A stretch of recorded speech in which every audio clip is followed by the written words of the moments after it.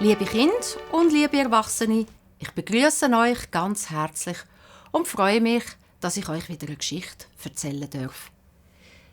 Ich habe Bilder mitgebracht im Kamischibein und damit ihr die seht, mache ich jetzt gerade die Türchen auf. Und dann wünsche ich euch ganz viel Vergnügen bei der Geschichte «Der kleine Engel mit der Trompete».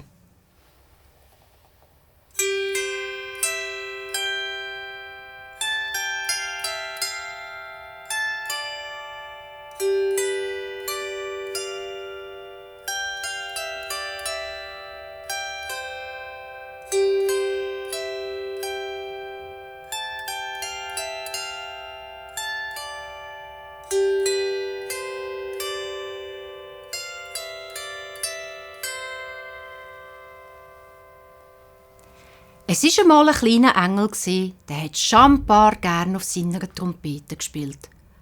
Aber der kleine Engel hat gemeint, er könne das nur gut, wenn er das ganz früh am Morgen macht.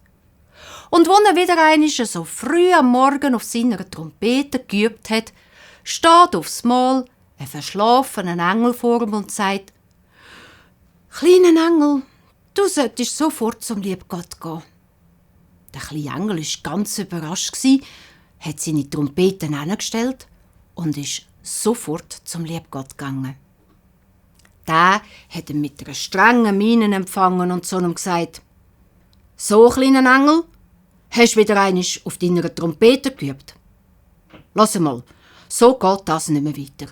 Du kannst meinetwegen am Morgen, am Mittag, am Nachmittag oder am Abend auf deiner Trompete üben. Aber nicht der, wenn alle anderen Engel noch schlafen.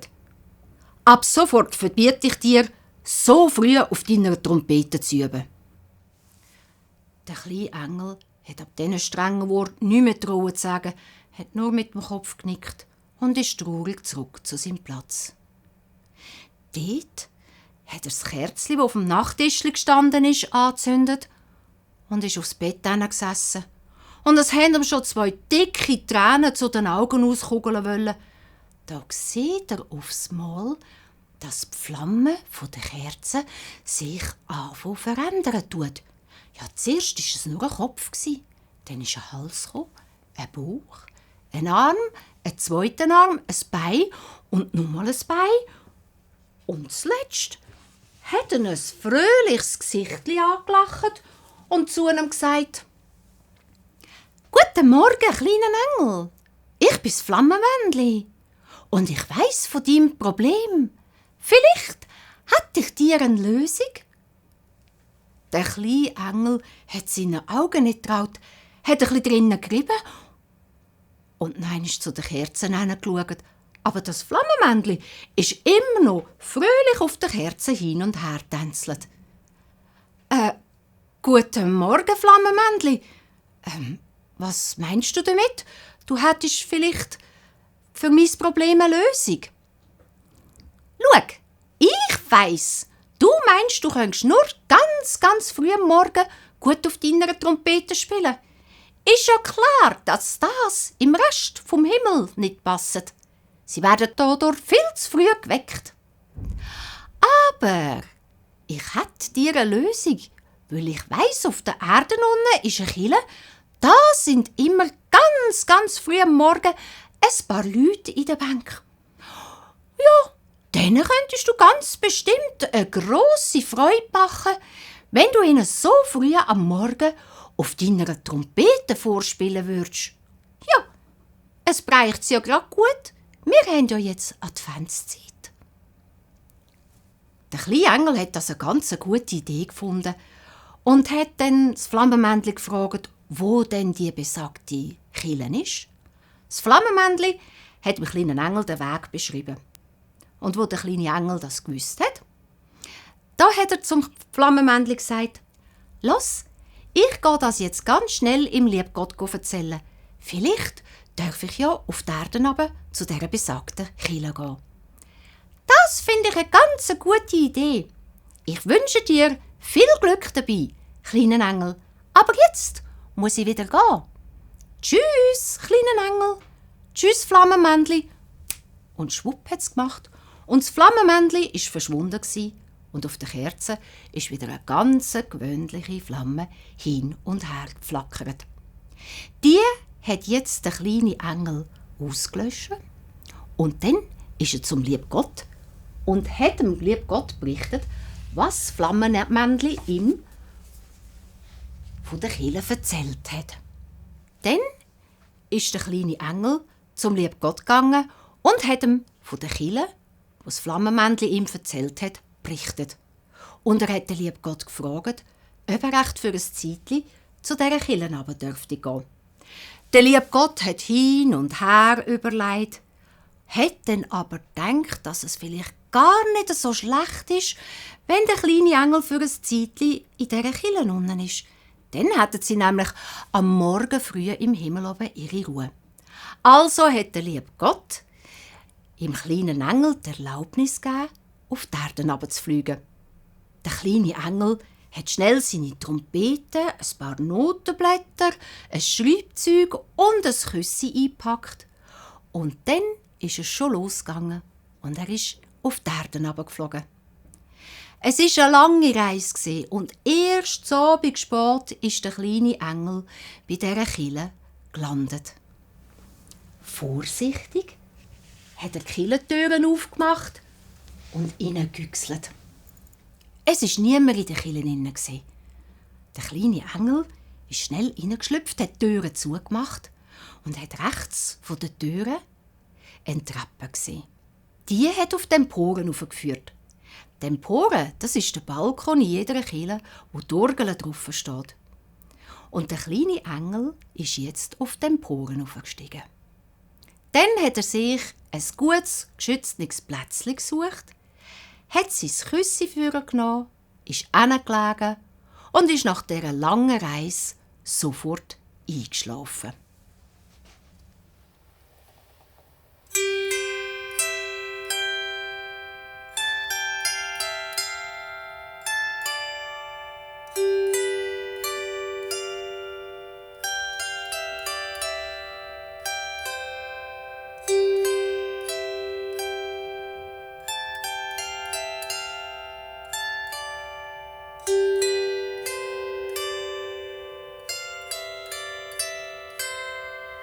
Am nächsten Morgen ist der kleine Engel wieder ganz früh verwachen, hat seine Trompete genommen und schon ein paar Töne gespielt.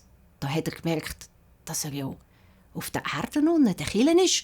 Und jetzt hat es ein Wunder genommen, ob denn das Flammenmännchen tatsächlich recht hat, dass es da ein paar Leute in der Kille hat. Vorsichtig hat er also von den Emporen oben herabgeschaut. Und tatsächlich sitzen doch da 3 Leute in der Bank hinten und reden miteinander. Der kleine Engel hat es gefreut. Und er hat gemerkt, dass sie nicht trauen, raufzuschauen. Das war dem kleinen Engel recht, denn er wollte gar nicht entdeckt werden. Aber jetzt hat er so Freude gehabt, dass er all seine Stücke, die er konnte, durchgespielt hat. Und am Schluss hat er sogar noch ein neues Stück komponiert.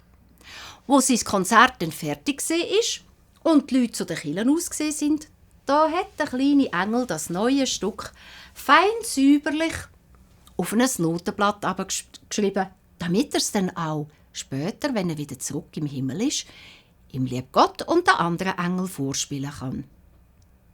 Am nächsten Morgen sind schon mehr Leute in den Killen gesehen, wo der kleine Engel von der Emporen oben runtergegüchselt hat. Und genau in dem Moment, wo er runtergeschaut hat, da schaut der Herr Pfarrer, der auch unter den Leuten ist, zu der Emporen rauf. Der kleine Engel ist verschrocken und hat schnell einen Schritt retour gemacht. Er hat jetzt schon Angst gehabt, dass der Herr Pfarrer ihn entdeckt hat. Aber dann ist dem kleinen Engel eingefallen, dass die Menschen die Engel ja gar nicht sehen können. Also war alles bestens und der kleine Engel hat all seine Trompetenstücke wieder durchgespielt. Wo denn das Konzert bald fertig war, da hat aber der Herr Pfarrer an einem Bub vom Dorf ein Zeichen gegeben. Und der hat die Kirchenglocke ganz fein und sacht angefangen.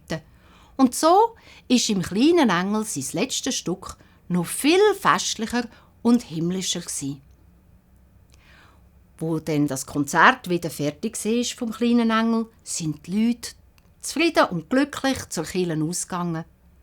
Der Herr Pfarrer aber, der ist vor Treppe zur Empore gestanden und hat überlegt, wer echt auch da so wunderbare Musik spielt. Er hatte eine Vermutung gehabt, so himmlische Töne kann nur ein Engel an einer Trompete entlocken. Und weil er nicht wollte, dass irgendjemand auf den Emporen raufgeht, spionieren, hat er schnell unten bei der Treppe eine Kordel angehängt und dran hat er einen Zettel da: «Bitte nicht hochsteigen.» Der Bub aber, wo die Kirchenglocken so schön geläutet hat, der ist schnurstracks heimgegangen und hat seinen Eltern von dieser geheimnisvollen himmlischen Musik in der Kirche erzählt.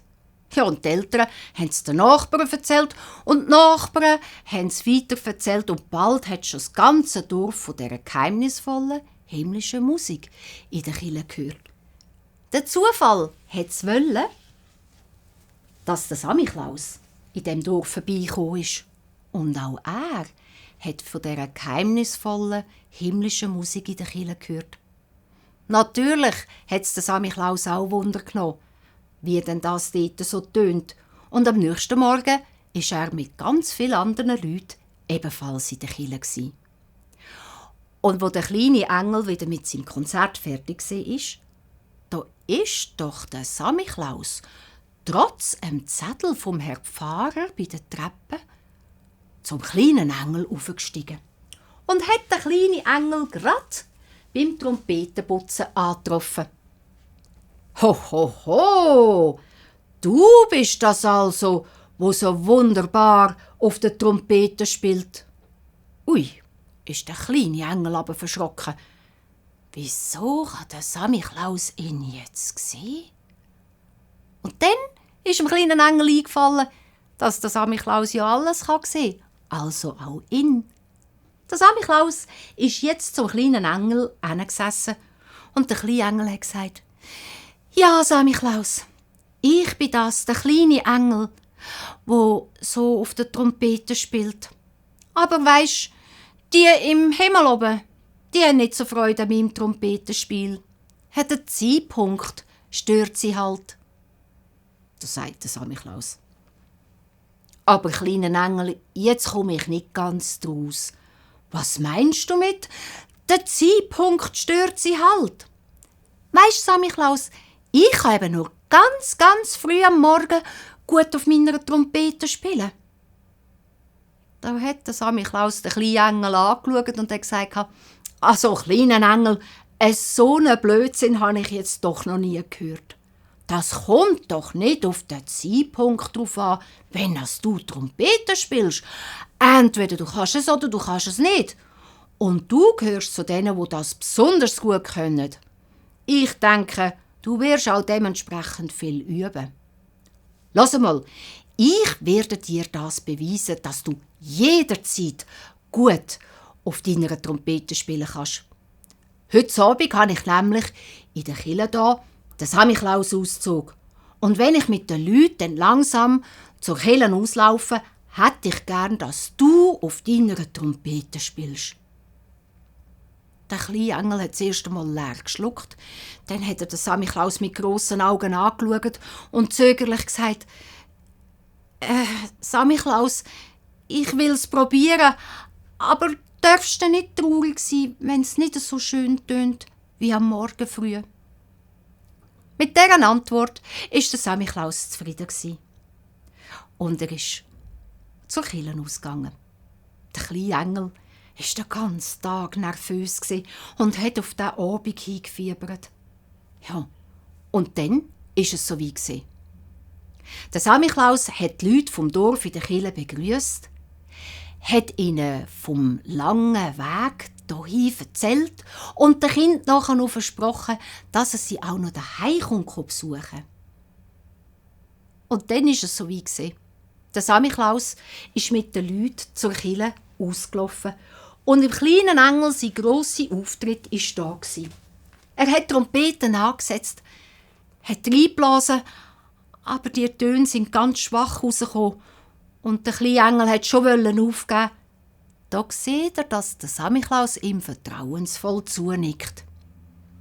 Also hat der kleine Engel noch einmal all seinen Mut zusammengenommen, hat die Trompete angesetzt und kräftig reingeblasen. Ja, und da sind die Töne genauso schön und hell und klar und himmlisch, wie am Morgen früh zu dieser Trompete ausgekommen. Der kleine Engel hat wieder riesig Freude gehabt und hat all seine Stücke durchgespielt. Der Samichlaus, die Leute vom Dorf, ja und sogar das Eseli vom Samichlaus, die haben damit den schönsten Samichlaus-Auszug erlebt. Wo der Samichlaus nachher den Kind noch ein Nüssli und Mandarinli verteilt hat und alle Leute zufrieden heimgegangen sind, da ist er noch einmal zum kleinen Engel auf die Emporen aufgegangen. «So, kleiner Engel, glaubst du mir jetzt, dass jederzeit gut auf deiner Trompete spielen kannst?» «Ja, Samichlaus, danke vielmal.» «Und was machst du denn jetzt, kleiner Engel? Fliegst du wieder zurück in den Himmel?» «Nein, Samichlaus, ich glaube, ich bleibe noch ein Zeitchen da unten und tue den Leuten noch ein bisschen auf meiner Trompete vorspielen.» So hat sich der Samichlaus vom kleinen Engel verabschiedet und der kleine Engel ist tatsächlich noch bis zur Silvesternacht in dieser Kirche geblieben und hat in den Leuten vom Dorf jederzeit auf seiner Trompete vorgespielt. Dann aber hat der kleine Engel wieder zurück in den Himmel wollen. Bevor er aber abgeflogen ist, da hat er im Herr Pfarrer noch ein Briefli geschrieben. «Lieber Herr Pfarrer, vielen herzlichen Dank, dass ich bei Ihnen in der Kirche sein durfte. Ich bin froh, dass man mir nicht nachspioniert hat. Denn ich habe hier auf der Erde unten ganz viel gelernt. Aber jetzt ist es Zeit, dass ich wieder zurück in den Himmel fliege. Wenn die Menschen meine Musik vermissen sollten, dann sagen sie ihnen doch einfach, sie sollen in ihre Herzen hineinhören. Dann werden sie meine Musik ganz bestimmt hören. Viele himmlische Grüße und unterschrieben hat der kleine Engel einfach mit einem Engelsflügel. Wo der Herr Pfarrer das Briefli gelesen hat, da hat er gewusst, dass seine Vermutung tatsächlich richtig ist und dass ein echter Engel für ein Zeitchen bei ihnen in der Kirche gewohnt hat. Der kleine Engel aber, der ist im Himmel oben begeistert empfangen worden. Der liebe Gott und die anderen Engel haben den kleinen Engel nämlich immer ein bisschen beobachtet und geschaut, was er auf der Erde unten alles macht. Und alle haben jetzt gewusst, dass der kleine Engel endlich herausgefunden hat, dass er jederzeit gut auf seiner Trompete spielen kann. Und so ist wieder Ruhe und Ordnung im Himmel oben eingekehrt.